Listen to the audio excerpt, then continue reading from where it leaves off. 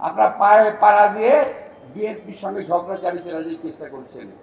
BNP ঝগড়া করবে না, বিএনপি ঝগড়া করার দল নয়। বিএনপি একটি গণতন্ত্রকামী দল। বিএনপি গণতন্ত্রের জন্য লড়াই করে মানুষের সঙ্গে নিয়ে। সেখানে যদি আপনারা পাটে পড়ে যান তখন আমাদের কিছু করার থাকবে না।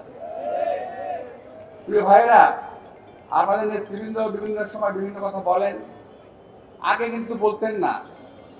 এই কিছুদিন যা 5ই আগস্টের পরেই বলতেছেন লম্বা লম্বা কথা। আমি জানি না কোথায় তাদের শক্তি পেল, সাহস পেল।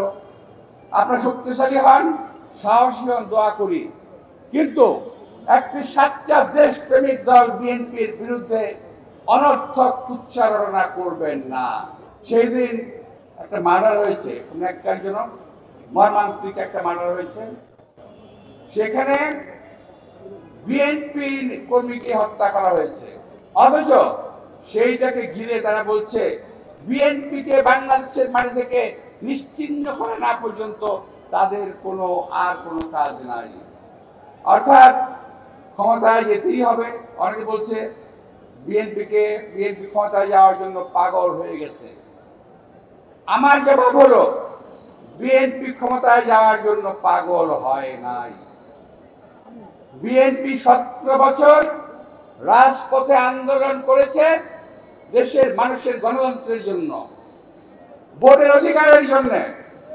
আর আজকে সেই সুযোগ নিয়ে বিএনপিকে নিশ্চিহ্ন করে দিয়ে আপনার ক্ষমতায় যাওয়ার চেষ্টা করতেছেন।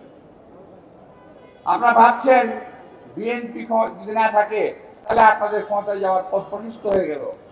আরে ভাই, বিএনপির একটা নেতা কর্মী জীবিত থাকতে কখনোই আপনাদের খায়েশ কখনো পূরণ হবে না। বিএনপির নেতা কর্মীরা দেখেছে, বিএনপি নেতা কর্মীরা প্র্যাকটিস করেছে রাস্তায় কিভাবে আন্দোলন করতে হয়।